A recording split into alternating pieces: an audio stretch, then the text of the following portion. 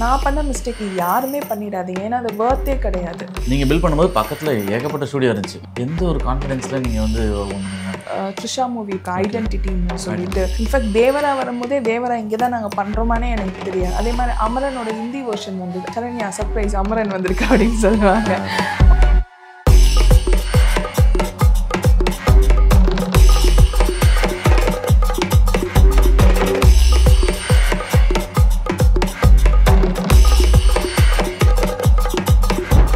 Girls வந்து பார்த்தீங்கன்னா investment பற்றி நீங்கள் பேசுனீங்க. எந்த மாதிரி சேவிங்ஸ் பண்ணால் கரெக்டாக இருக்கும்? கோல்டு அந்த மாதிரி பண்ணலாமா, இல்லாட்டி நீங்கள் எடுத்து வச்சுருந்தீங்க அந்த மாதிரி எடுத்து வைக்கலாமா? இன்ஃபேக்ட் புஷ்கரா ஸ்டுடியோக்கு ஃபஸ்ட்டு ஒரு 2 years ரன் பண்ணும்போது எனக்கு ரொம்ப உதவியாக இருந்தது. நான் வாங்கி வச்சேன். இவன் இட்லி கடை போட்டு கூட பொழைச்சிப்பான். அது என்னமோ ஒரு சாதாரண தொழில் மாதிரி. ஸோ எல்லா பிஸ்னஸுமே ஒரு பிஸ்னஸ் தான். நீங்கள் அதை சேவிங்ஸ் பண்ணணும். இப்போ நான் கூட என்ன பண்ணுவேன்னா நிறைய புடவைகள் வாங்குவேன், நிறைய இந்த ஆர்டிஃபிஷியல் ஜுவல்ஸ்லாம் வாங்குவேன். ஆனால் அது யூசேஜே இருக்காது. அப்படி இருந்தும் இல்லைன்னு வாங்க, எதுவுமே இல்லை, எதுவுமே எங்களை தப்பாக பேசாதீங்க. கரெக்ட் தாங்க, எனக்கு தெரியுங்க, அனுபவிச்சிருக்கேன், அதனால சொல்கிறேன். எடுத்துட்டு வந்துட்டு அதுக்கப்புறமேட்டு அது நான் பார்த்துமே அதே எடுத்துக்கலாம் அப்படின்னு பல நபர் இருந்தால் இப்படி தான். நீங்க விட்டுட்டு போகணும்னு நினைப்பீங்க, சும்மா உதடு சொல்லும். ஆனா நீங்க ஐடியலா அந்த இடத்துலயே தான் உட்காந்துருப்பீங்க. ஏன்னா ஆக்சுவலா தனியா இருக்கிறது தான் ரொம்ப நல்லது. ஓகே, ஒரு கேர்ளா இருக்கும்போது இல்லையா? இல்ல கேர்ள்னு இல்ல, தைராய்டு பிரச்சனைலாம் ஒண்ணுமே உள்ள ஒளிஞ்சிட்டு இருப்பாங்க இல்லையா? இந்த படையப்பா படத்துல நீலாம்பரி 18 வருஷம் ஹாஃப் ஆஃப் தி இது இழந்துட்டேன். ஒருவேளை அந்த 6 வருஷம் வந்து இது பண்ணியிருந்தேன்னா இன்னமும் நான் ஆக்சுவலா ரிஃப்ளெக்ட் நேயர்கள் வணக்கம். இன்றைக்கி நம்ம கூட யார் இருக்கான்னு பார்த்தீங்கன்னா காதல் சரண்யா அவர்கள் தான் இருக்காங்க. இவங்க ஸ்டார்டிங்கில் ஒரு ஆக்ட்ரஸாக இருந்து அப்புறமேட்டு பார்த்தீங்கன்னா இப்போ ஒரு பிஸ்னஸ் ரன் பண்ணிட்டு இருக்காங்க சக்ஸஸ்ஃபுல்லாக. ஸோ அவங்க கடந்து வந்த பாதையை அவங்ககிட்ட கேட்டு தெரிஞ்சுக்கலாம் வாங்க. வணக்கம் மேம். வணக்கம், எப்படி இருக்கீங்க? நல்லா இருக்கேன் மேம், நீங்கள் எப்படி இருக்கீங்க? நல்லா இருக்கு. இப்போ நீங்கள் இந்த இடத்துல வந்து ஒரு ஸ்டூடியோ பில்ட் பண்ணியிருக்கீங்க. நீங்கள் பில்ட் பண்ணும்போது பக்கத்தில் ஏகப்பட்ட ஸ்டூடியோ இருந்துச்சு. எந்த ஒரு கான்ஃபிடென்ஸில் நீங்கள் வந்து ஓன் பண்ணீங்க மேம்? யாராக இருந்தாலுமே வேணாம் தான் சொல்லியிருப்பாங்க இல்லையா? இல்லைங்க, இங்கே பெண் சார்ந்து இந்த தொழிலில் ஸ்டார்ட் பண்ணுறதுக்கு யாருமே கிடையாது. அதுவும் டப்பிங் ஸ்டுடியோவில் எனக்கு தெரிஞ்ச ஒருத்தர் 2 பேர் தான் இருக்காங்க. அதுவுமே ரொம்ப ரேர் தான். ஹஸ்பண்டோட பண்ணுறவங்க இருப்பாங்க, இல்லை குடும்பத்தோடு அந்த தொழிலை பண்ணுறவங்க இருப்பாங்க. ஒரு ஆண்டர்ப்ரனராக சிங்கிளாக பண்ணுற ஒரு லேடி வந்து நான் மட்டும்தான். நீங்கள் சொல்கிற மாதிரி பக்கத்தில் நிறைய ஸ்டுடியோஸ் இருக்குதான். இருந்தாலுமே எனக்கு என்ன ஒரு கான்ஃபிடென்ஸ்னால் நம்ம தரமாக ஒரு ப்ராடக்டை கொடுக்கும் போது நம்மளுக்கு நம்பி வருவாங்க அப்படின்னு சொல்லிட்டு. இப்போ ரீசெண்டாக கூட த்ரிஷா மூவி, அவங்களோட ஒரு மலையாளம் மூவி வந்து டொவினோ தாமஸ் அவர் நடிச்சிருக்க ஐடென்டிட்டின்னு சொல்லிட்டு. ஸோ எனக்கு இங்கே என்ன மூவி வரப்போகுதுன்னா எனக்கு வந்து தெரியாது. இன்ஃபேக்ட் தேவரா வரும்போதே தேவரா இங்கே தான் நாங்கள் பண்ணுறோமானே எனக்கு தெரியாது. அதே மாதிரி அமரனோட ஹிந்தி வெர்ஷன் வந்தது. அது இங்கே தான் பண்ண போகிறோம்லாம் எனக்கு தெரியாது. பட் இங்கே வந்த பிறகு தான் சொல்லுவாங்க, சரண்யா சர்ப்ரைஸ் அமரன் வந்திருக்கு அப்படின்னு சொல்லுவாங்க. ரொம்ப சந்தோஷமாக இருக்கும். ஏன்னா நீங்கள் வந்து நீங்கள் சொல்கிறது கரெக்டாக, பக்கத்தில் எவ்வளோ ஸ்டுடியோ இருந்தாலும் குவாலிட்டிக்காக இங்கே வராங்க. குவாலிட்டி ப்ளஸ் ப்ரைஸும் கொஞ்சம். ஆமாம், ப்ரைஸ் வந்து நான் எல்லா மூவிஸ்க்குமே இது வரைக்குமே ப்ரைஸ் வந்து 1000 rupeesக்கு மேலே வைக்கலைங்க. எல்லாமே மார்ஜினல் ரேட்டில் தான் நான் பண்ணிகிட்ருக்கேன். இன்ஃபேக்ட் எனக்கு ப்ராஃபிட்ன்றது கிடைக்கல. பட் எனக்கு ஒரே ஒரு நம்பிக்கை என்னென்னா வித்தின் சம் மந்த்ஸ் நாங்கள் ப்ராஃபிட் எடுக்க ஆரம்பிச்சிடுவோம். ஆனால் இப்போதைக்கு எனக்கு ஸ்டூடியோ வந்து அந்த குவாலிட்டியான ப்ரைஸில் ரன் பண்ணணும். அப்போது கேர்ள்ஸ் வந்து பார்த்தீங்கன்னா இன்வெஸ்ட்மெண்ட் பற்றி நீங்கள் பேசுனீங்க. அவங்களுக்கு எந்த அளவுக்கு முக்கியம்னு சொல்லிட்டு நினைக்கிறீங்க? நிறைய பேர் தேவையில்லாத காசு செலவு பண்ணிட்டு இருக்காங்க இல்லையா? அது வந்து இன்னும் ஒரு சேவிங்ஸ்மே பண்ணுறாங்கன்னா எந்த மாதிரி சேவிங்ஸ் பண்ணால் கரெக்டாக இருக்கும்? கோல்டு அந்த மாதிரி பண்ணலாமா, இல்லாட்டி நீங்கள் எடுத்து வச்சுருந்தீங்க அந்த மாதிரி எடுத்து வைக்கலாமா? எதுவாக இருந்தால் நல்லாயிருக்கும்? நீங்கள் ஏன்னா உங்களுக்கு தெரியும்ல, நான் இன்னும் இந்த மாதிரி பண்ணியிருந்தால் இன்னும் நிறையா சேவ் பண்ணியிருந்துருக்கலாம். இப்போ நான் கூட பட்டுப்புடவை வாங்குறேன். இப்போ நான் கேர்ள்ஸுக்கு வந்து இருக்கிற ஒரு நல்ல, அதாவது நல்ல குவாலிட்டினும் சொல்லலாம், அது ஒரு கெட்ட குவாலிட்டினும் சொல்லலாம். ஒரு 40,000 போய் புடவை ஒன்று எடுத்துகிட்டு வந்துடுவாங்க. என் ஃப்ரெண்டு தான் அதை சொன்னாங்க. இந்த 40,000 ரூபாய் புடவை எடுத்துகிட்டு வந்து நீ எத்தனை தடவை கட்ட போகிற? மேக்ஸிமம் ஒரு 3 வாட்டி கட்டுவேன், இல்லைன்னா அதுக்கு மேலே கட்ட மாட்டேன். இதுவே ஒரு 40,000 ஒரு நகை வாங்கி வச்சின்னா அது யூஸ்ஃபுல்லாக இருக்கும். இன்ஃபேக்ட் புஷ்கரா ஸ்டுடியோக்கு ஃபஸ்ட்டு ஒரு 2 years ரன் பண்ணும்போது எனக்கு ரொம்ப உதவியாக இருந்தது நான் வாங்கி வச்ச நகைகள் தான். அது ஒரு மாதம் போய் வைக்க எடுக்க, இங்கே சம்பளம் கொடுக்க, இப்படி மாறி மாறி மாறி போயிட்டுருக்கோம். ஆனால் இது புடவையை போய் எங்கேயும் வைக்க முடியாது இல்லை. ஸோ நீங்கள் உங்களுக்கு அதுக்குன்னு சொல்லிட்டு புடவே வாங்கக்கூடாதுன்னு கிடையாது, நகை ஆர்டிஃபிஷியல் ஜுவல்ஸ் வாங்கக்கூடாதுன்னு இல்லை. வாங்குங்க, அது உங்களுக்கு தகுந்த மாதிரி எப்பனாச்சும் ஒரு தடவை இன்வெஸ்ட்மெண்ட் பண்ணிக்கோங்க. வருஷத்துல ஒரு 2 வாட்டி அந்த மாதிரி ஒரு புடவை, ரொம்ப காஸ்ட்லியஸ்ட் புடவை நான் சொல்றேன், ஒரு 50,000 ரூபாய் புடவை அப்படி நல்லா சம்பாதிக்கிறீங்கன்னா வாங்கிக்கோங்க. மற்றபடி சிம்பிளா வாங்கிக்கோங்க. ஏன்னா டே டு டே லைஃப்பில் தான் நம்ம இருக்க போகிறோம். அப்போ அதுக்கேற்ற பட்ஜெட்டில் வாங்கிக்கோங்க. மற்றபடி காசெல்லாம் எனக்கு தெரிஞ்சு கோல்டில் இன்வெஸ்ட் பண்ணுறதோ, இல்லை உங்களுக்கு நம்பிக்கையானவங்க யார்கிட்டனா கொடுத்து வைக்கிறதோ, இல்லை நீங்களே வந்து எங்கேனாச்சும் யாருக்குமே தெரியாமல் காசை வந்து இன்வெஸ்ட்மெண்ட் பண்ணி எடுத்து வைக்கிறதோ வச்சுட்டிங்கன்னா, இப்போ தெரியாது நம்மளுக்கு அது. 1 வருஷம் 2 வருஷம் கழிச்சு இந்த காசை பற்றியே நீங்கள் யோசிக்கக்கூடாது. என்னைக்குன்னா ஒரு இதில் திடீர்னு ஒரு சின்னதாக ஒரு இட்லி கடை போடணுன்னா கூட உங்களுக்கு உதவும். நம்ம முன்னெல்லாம் வந்து சொல்லுவாங்க, இவன் இட்லி கடை போட்டு கூட பொழைச்சிப்பான். அது என்னமோ ஒரு சாதாரண தொழில் மாதிரி. காலையில் நம்ம சாப்பிட்றதே இட்லி தான். ஒரு 30 ரூபாய் வாங்குறாங்கன்னு நினைக்கிறேன் அது 5 இட்லி வச்சு கொடுக்கறதுக்கு. நீங்கள் யோசிச்சு பாருங்க, அவங்களுக்கு என்ன நிறைய டாக்ஸ் இருக்கா, இது இருக்கா. ஒரு ரோட்டோரத்தில் ஒரு கடையை வச்சா கூட அவ்வளோ நல்லா சம்பாதிச்சிடலாம். ஸோ எல்லா பிஸ்னஸுமே ஒரு பிஸ்னஸ் தான். நீங்கள் அதை சேவிங்ஸ் பண்ணணும். எனக்கு தெரிஞ்சு இப்போ நான் கூட என்ன பண்ணுவேன்னா, நிறைய புடவைகள் வாங்குவேன், நிறைய இந்த ஆர்டிஃபிஷியல் ஜுவல்ஸ்லாம் வாங்குவேன். அது என்னைக்குனாச்சும் வாங்கிப்பேன் மொத்தமாக. கேஷ் இருக்கும்போது மொத்தமாக கொஞ்சம் கொஞ்சம் வாங்கி வச்சுப்பேன். தினசரி இதே வாங்குற தொழில வச்சுக்க மாட்டேன். சில பேர் அதில் அடிக்ட் ஆயிடுறாங்க இல்லையா? அடிக்ட் ஆயிடுவாங்க. அப்புறம் கேர்ள்ஸ் கிட்ட இன்னொன்று ஒரு என்ன குவாலிட்டினா, நிறைய பொருள் வாங்கி வச்சுப்பாங்க, ஆனா அது யூசேஜே இருக்காது. அப்படி இருந்தும் இல்லன்னுவாங்க. எதுவுமே இல்ல, எதுவுமே இல்ல. எங்களை தப்பா பேசாதீங்க. கரெக்ட் தாங்க, எனக்கு தெரியுங்க, அனுபவிச்சிருக்கேன், அதனால சொல்றேன். எடுத்துட்டு வந்துட்டு அதுக்கப்புறமேட்டு அது நான் பார்த்துமே அதே எடுத்துக்கலாம் அப்படின்னு. பல லவர் இருந்தா இப்படிதான், ஒரு லவரா இருக்கு. சொல்லுங்க. அதான் அந்த மாதிரி தேவையில்லாத திங்ஸ் எல்லாம் குறைச்சிக்கோங்க. இப்ப எனக்கு வந்து இது தெரியறதுக்கு கொஞ்சம் வயசு தேவைப்பட்டது. இது இப்போ யாரா 20ஸ்ல இருக்கவங்க பார்த்தீங்க, இல்லை 20s கீழே இருக்கிறவங்க இதை பார்த்தீங்கன்னா, தயவு செஞ்சு அந்த மாதிரி நிறைய பொருளை வாங்கி வச்சுக்காதீங்க. ஏன்னா அது யூஸ் இருக்காது ஒரு கட்டத்துக்கு மேலே. Okay ma'am. இப்போ நீங்கள் வந்து இந்த ஸ்டூடியோ ஓப்பன் பண்ணீங்க, அப்புறமேட்டு பார்த்தீங்கன்னா ஸ்டார்டிங்கில் ஒழுங்காக போகல அப்படின்ட்டு ஒரு இன்டர்வியூ சொல்லியிருந்தீங்க. அப்போ நீங்கள் வந்து இதை குவிட் பண்ணிடலாம், இல்லாட்டி தப்பாக பண்ணிட்டோமோ, நம்ம முடிவு எடுத்துக்கோம், அந்த மாதிரி யோசிச்சிருக்கீங்களா நீங்கள்?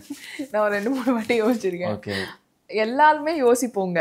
இப்போ நீங்க கூட இப்போ விஜயவா இருக்கீங்கன்னா, தப்பா வந்துட்டோமோ. விஜய்னு சொல்றது தேங்க்ஸ். இப்போதான் 4வது 5வது வீடியோ பண்ணிட்டு அப்படியே. ஓகே, நீங்க விஜய் தான். ஓகே. ஒரு இடத்துக்கு வந்திருக்கும் போது நம்ம தப்பான கேரியரை சூஸ் பண்ணிட்டோமோ, நம்மளுக்கு இது செட் ஆகலையோ, நம்ம வேற எதுக்குன்னா போயிருந்தோம்னா இன்னும் கொஞ்சம் சேஃபர் ஜோன்ல இருந்திருக்குமோ அப்படின்னு உங்களுக்கு தோணும். ஆனால் எங்கன்னா நீங்கள் தனியாக உட்காந்து பாருங்கள். நான் சொல்கிறது எல்லாருமே லைஃப்பில் உட்காந்து பாருங்கள். சரிப்பா, இந்த வேலை சரிப்பட்டு வராது, நான் விட்டுட்டு போயிடலாம் அப்படின்னு நீங்கள் நினைக்கும் போதெல்லாம் நீங்கள் விட்டுட்டு போகணும்னு நினைப்பீங்க, சும்மா உதடு சொல்லும். ஆனால் நீங்கள் ஐடியலாக அந்த இடத்துலையே தான் உட்காந்துருப்பீங்க. ஏன்னா உங்களோட சோல் வந்து அந்த இடத்துல தான் இருக்கும். புரியுது. உள்ள ஆத்மாக்கு தெரியும் நமக்கு என்ன வேணும்னு சொல்லிட்டு. அதே மாதிரி அதுக்கு தைரியம் ஜாஸ்தியாக இருக்கும். நீ வேணா சும்மா சொல்லிட்டு விட்டுட்டு அந்த தூரத்துக்கு போயிட்டு திருப்பியும் பிடிச்சி வா, நான் இங்கேயே தான் உட்காந்துட்டு இருப்பேன். அந்த மாதிரி நான் நிறைய வாட்டி சொல்லியிருக்கேன். ஆனால் ஒரு தடவை கூட ஸ்டூடியோ மூடிடணும், கதவை பூட்டுறது, இழுத்து இது பண்ணுறது, எல்லாரும் வேலையை விட்டு போங்க, இப்படிலாம் பண்ண மாட்டேன். இந்த நேரம் அப்படி இருக்கு. நானே என்ன நினச்சிப்பேன், சரி கொஞ்சம் தைரியத்தில் வீக்காக இருக்கும், ஒரு 10-15 நிமிஷம் கழிச்சு திங்க் பண்ணி பார்ப்போம் அப்படின்னு சொல்லிட்டு தனியாக போய் உட்காந்துருவேன். ஸோ இதெல்லாம் தான் நீங்கள் சொல்கிறத பார்த்தா, நீங்கள் தனியாக இருந்ததுனால தான் நீங்கள் இவ்வளோ பெருசாக வளர்ந்த மாதிரி தெரியுது. வேறு யாராவது டிபெண்ட் பண்ணி அவங்ககிட்ட ஐடியா கேட்டு சஜஷன் பண்ணுறது பதிலாக நம்மளுக்குள்ளேயே நம்மளே கேள்வி கேட்டு நம்மளே தனியாக, இப்போ நீங்கள் தனியாக தான் போயிருக்கீங்க கோயிலுக்குமே, நான் இப்போ அந்த மாதிரி தனியாக செயல்படுறது நல்லது தானே? ஆக்சுவலாக தனியாக இருக்கிறது தான் ரொம்ப நல்லது. ஓகே, அது கேர்ளாக இருக்கும் போது இல்லையா? இல்லை, கேர்ளுன்னு இல்லை, ஜென்ஸுக்கு கூட சொல்கிறேன். தனியாக இருக்கும் போது யார் மேலேயும் டிபெண்ட் பண்ணாமல், இப்போ எனக்கு கூட இந்த ஸ்டூடியோ ஆரம்பிக்கும் போது ஒரு பார்ட்னர் இருந்தார். ஓகே. பட் அவர் ஒரு ஸ்டேஜில் விட்டுட்டு போயிட்டாரு. எனக்கு இந்த ஸ்டுடியோக்குள்ளே வந்தோன்னே கை கால்லாம் உதறல் எடுக்கல ஆரம்பிச்சிருச்சு. ஏன்னா நமக்கு என்ன தெரியும், இவரை நம்பி தானே நம்ம இதை அமைச்சோம் அதை அமைச்சோம் அப்படின்னு சொல்லிட்டு. ஆனால் வித்துன்னு ஒரு ½ அன் ஹவரில் பிக்கப் பண்ணேன். ஓகே, இதை விடக்கூடாது, ஒன்றுமே தெரியல, பரவாயில்ல, உட்காந்து கற்றுக்க. தனியாக இருக்கும் போது தான் கற்றுக்கிட்டேன். நீங்கள் யார் மேலேயும் டிபெண்ட் பண்ணாமல் உங்கள் லைஃப்பை நீங்களே, அது மிஸ்டேக் விழுந்து எழுந்திரிச்சாலும் சரி, இல்லை விழாமல் நடந்தாலும் சரி, நீங்கள் உங்களுக்கே நீங்கள் தயார் நிலையில் இருந்தீங்கன்னா நத்திங், யாரும் வந்து உங்களுக்கு குறை சொல்ல முடியாது. நீங்களும் யாரையும் ப்ளேம் பண்ண மாட்டோம். அப்படிலாம் ஒன்றுமே இல்லை. என்ன ஊரார் வேணால் பேசும், பாத்தியா நீங்கள் உங்கள் லைஃப்பில் என்ன தப்பு நடந்துச்சுன்னா நான் அப்போவே சொன்னேன், அவன் சொல்லியே இருக்க மாட்டான். நீங்கள் எங்கன்னா பெரிய இடத்துக்கு போயிட்டீங்கன்னா நான் அப்போவே சொன்னேன், அதுவும் சொல்லியிருக்க மாட்டான். அந்த ஊரில் ஒரு 4 பேர் இருப்பாங்க, அந்த 4 பேர் இருந்துக்கிட்டே இருப்பாங்க, அது ஒன்றும் பண்ண முடியாது. ஆனால் உங்கள் லைஃப்பை நீங்களே வாழணும். நான் இப்போ என்னோட வயசுக்கு நான் கற்றுக்கிட்டது அது மட்டும்தான். என் லைஃப்பை வந்து நான் யார் மேலேயும் பாரத்தை தூக்கி போட விரும்பலை. இன்னொன்று, இந்த மாதிரி இருக்கும்போது தனிமையில் இருக்கும்போது நம்ம யாரா டிபெண்ட் பண்ணிட்டே இருப்போம். அது யாருக்கிட்ட டிபெண்ட் பண்ணுவோம்னு தெரியாது நமக்கு. சரி, அவங்க கேரக்டர்லெஸ் பர்சனாக இருப்பாங்க. அவங்க கிட்ட ஒரு குணமே நல்லா இருக்காது. ஆனால் நீங்கள் என்ன பண்ணுவீங்க, உங்களோட அறியாமையில் உங்களுக்கு அப்போ டிபெண்ட் பண்ணணும்னு அவங்க கிட்ட போய் பழகிடுவீங்க. கடைசியில் பார்த்தா அவன் உங்ககிட்டேருந்து காசு வாங்கியிருப்பான், உங்களோட நேரத்தை செலவு பண்ணியிருப்பான், உங்களை வந்து அந்த நேரத்தில் யூஸ் பண்ணியிருப்பான். நீங்கள் போய் அங்கே நிற்கும் போது உங்களுக்கு அவன் சப்போர்ட்டாகவே இருக்க மாட்டான் கடினமான சுச்சுவேஷனில். அப்போ தான் தெரியும் அவனோட இப்படி ஒரு ஆளோட எப்படி நம்ம சவகாசம் வச்சுக்கிட்டோன்னு நீங்கள் அப்போ தான் யோசிப்பீங்க. ஏன் சொல்கிறேன்னா, தனியாக இருந்து பழகிக்கோங்க. எதுவாக இருந்தாலும் நீங்கள் யாரா டிபெண்ட் பண்ண ஆரம்பிச்சிங்கன்னா, நமக்கு தெரிஞ்சு ஒரு சில பேர் மட்டும்தாங்க நல்லவங்களா இருப்பாங்க. நீங்க நிஜமா நல்லா இருக்கணும்னு நினைப்பாங்க. எல்லாரும் அதை நினைக்க மாட்டாங்க. அதே மாதிரி நீங்க சொன்ன மாதிரி என்னன்னா, அப்படி நம்ம ஒருத்தர் நம்பி ஏமாந்துட்டோம்னு நினைச்சுக்கலாம், அடுத்தவங்களை நம்புறதுக்கும் நிஜமாலே பயமா இருக்கும். அது ரொம்பவே பயமா இருக்கும். இந்த ஸ்டூடியோல கூட ஒருத்தவங்க வந்து ஒரு பெண்மணி வந்திருந்தாங்க. அவங்களுமே வந்து ஒரு கடவுள் பக்தியா இருக்காங்க, அப்படிலாம் வந்திருந்தாங்க. பட் சம்டைம்ஸ் ட்ரூ நேச்சர் நம்மளுக்கு தெரியும் போது தான் அவங்க எல்லாருமே ஒரு ப்ராடக்டா பார்க்குறாங்க. ஆனால் நம்ம எல்லாருமே ஃப்ரெண்ட்லியாக பார்க்குறோம். நீங்கள் சொன்ன மாதிரி அதுக்கப்புறம் இந்த ஸ்டூடியோவில் வேறு யாரா வரேன் அப்படின்னு சொன்னாலும் எனக்கு திடீர்னு பயமாயிடுது. ஐயோ, நம்மளை யூஸ் பண்ணிக்கிறதுக்கு தான் வராங்களோ அப்படின்னு சொல்லிட்டு ஒருத்தர் பண்ண மிஸ்டேக்ல எல்லாருமே அப்படி பார்க்க வேண்டியதா இருக்குது. அதுவுமே சம்டைம்ஸ் வந்து அது மனுஷங்களோட குணம் அப்படி தானே. அது தாங்கிக்கிட்டு நம்ம அடுத்ததை நோக்கி போகிறது தான் நல்லது. அடுத்து வந்து பார்த்தீங்கன்னா உங்கள் ஸ்கின் ரொட்டீன் பற்றி கேட்கலாம். ஏன்னா நீங்கள் அந்த டைமில் வந்து தைராய்டு அப்போ வந்து பார்த்தீங்கன்னா ஸ்கின்லாம் ரொம்ப இதாக இருந்துச்சு. அந்த பீரியட்ஸ் டைம்லேயும் வந்து பார்த்தீங்கன்னா மோஸ்ட்லி சும்மா கேர்ள்ஸுக்கு பீரியட்ஸ் வரதுனாலே வந்து பார்த்தீங்கன்னா பிம்பிள்ஸ்லாம் வரும் இல்லையா?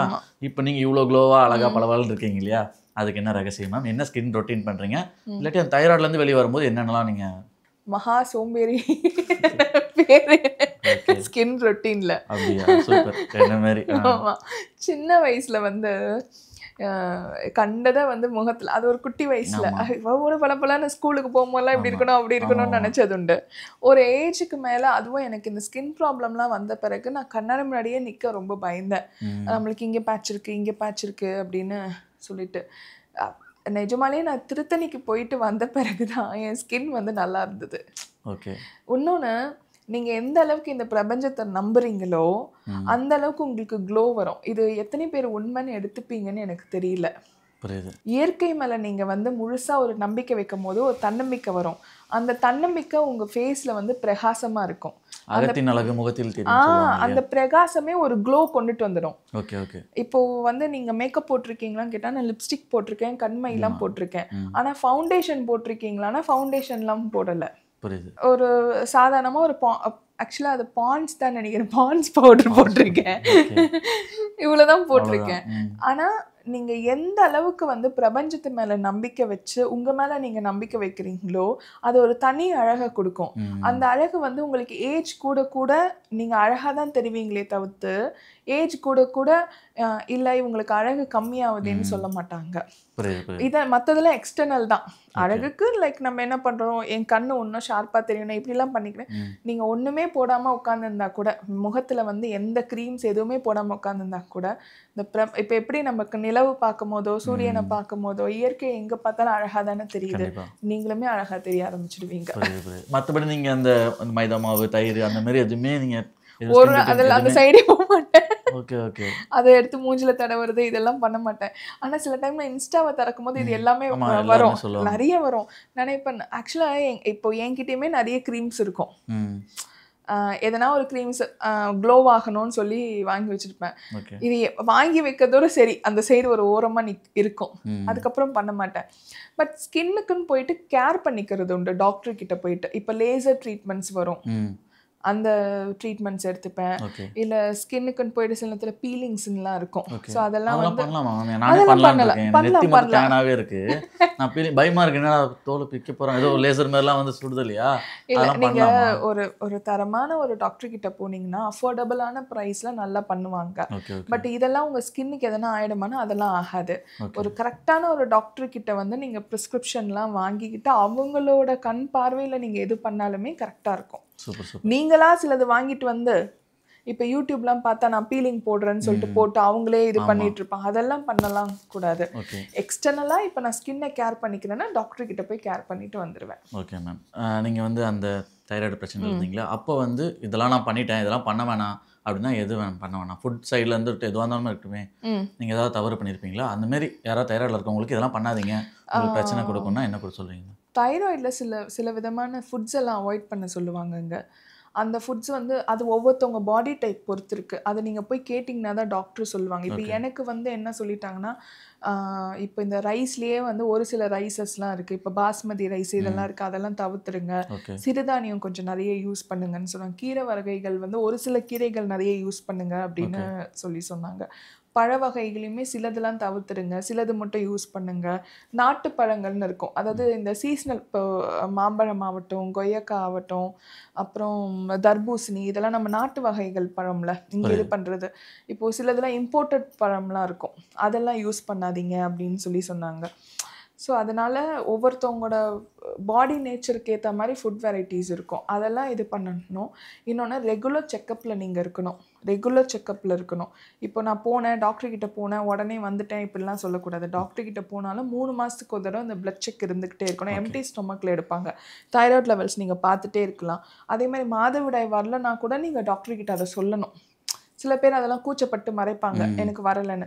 எனக்கு 1 நாள் தான் மேடம் ஆச்சு, எனக்கு 10 நாள் ஆகவே இல்லை, அப்புறம் திடீர்னு பார்த்தீங்கன்னா சைக்கிள் வந்து 4-5 நாள் ஆகுது அப்படிலாம் சொல்லுவாங்க. அதெல்லாம் நீங்கள் டாக்டர்கிட்ட போய் கிளியராக சொல்லிட்டீங்கன்னா அதுக்கேற்ற மாதிரி உங்களுக்கு சொல்லுவாங்க. ஓகே. நிறைய பேர் வந்து பார்த்தீங்கன்னா உங்களை மாரியே தைராய்டு பிரச்சனைலாம் இன்னுமே உள்ளே ஒழிஞ்சிட்டு இருப்பாங்க இல்லையா, அவங்களுக்குலாம் நீங்கள் என்ன சொல்ல விரும்புகிறீங்க? வெளியில் வந்துடுங்க. ஏன்னா நான் பண்ண தப்பு பண்ணிடாதீங்க. நான் கிட்டத்தட்ட ஒரு 5-6 வருஷம் வந்து இழந்துட்டேன். எப்படின்னா இந்த படையப்பா படத்துல நீலாம்பரி எப்படி 18 வருஷம் ஹாஃப் ஆஃப் தி இது இழந்துட்டேன். ஒருவேளை அந்த 6 வருஷம் வந்து இது பண்ணியிருந்தேன்னா இன்னமும் நான் ஆக்சுவலாக இன்னொரு ஸ்டுடியோலாம் போட்டிருக்கலாம். இன்னொரு ஸ்டுடியோ போட்டிருக்கேன், சொல்ல முடியாது, படத்துல நடிச்சிருக்கலாம், அந்த தைரியம் வந்திருக்கும், நிறைய விஷயங்கள் நடந்திருக்கும். நான் பண்ண மிஸ்டேக் யாருமே பண்ணிடாதீங்க, ஏன்னா அது வர்த்தே கிடையாது. நான் என்ன ஒன்று எல்லாருக்கும் ஒரு பயமா இருக்குன்னா, அந்த மனுஷங்க வந்து அந்த நேரத்தில் எல்லாம் விட்டுட்டு போயிட்டு இருப்பாங்க. அப்போ வரப்போகிற மனுஷங்களும் அப்படிதான் இருப்பாங்கன்னு சொல்லிட்டு ஒரு ஒன்றத்தில் இருப்பாங்க. அதெல்லாம் இருக்க மாட்டாங்க. நீங்கள் வெளியில் வந்து ஸ்ட்ராங்கராக நிற்கும் போது உங்களை பார்க்குற விதமே வேற மாதிரி இருக்கும். ஸோ நம்ம தான் வெளியில் வரணும். அன்டில் அண்ட் அன்லெஸ் கடவுள் கூட எப்போ உதவி பண்ணுவார்னா நீங்கள் உங்கள் மேலே நம்பிக்கை வச்சு வெளில வரும்போது தான். இல்லைன்னா அவர் கூட இதுக்கு தைரியம்லாம் இருக்காது. நம்ம வந்து இதை கைப்பிடிச்சு கூப்பிட்டு போனாலும் ஓடி போயிடுச்சுன்னா கண்டிப்பாக. அதனால நீங்கள் ஸ்ட்ராங்கராக வெளியில் வந்துட்டீங்கன்னா பிரபஞ்சம் ஒத்துழைக்க ஆரம்பிச்சிடும். ஓகே மேம், இவ்வளோ நேரம் கேட்ட கேள்விக்கெல்லாம் ரொம்ப அழகாக ஆழமாக பதில் சொன்னீங்க. உங்கள் நேரத்துக்கு ரொம்ப நன்றி மேம். நன்றி.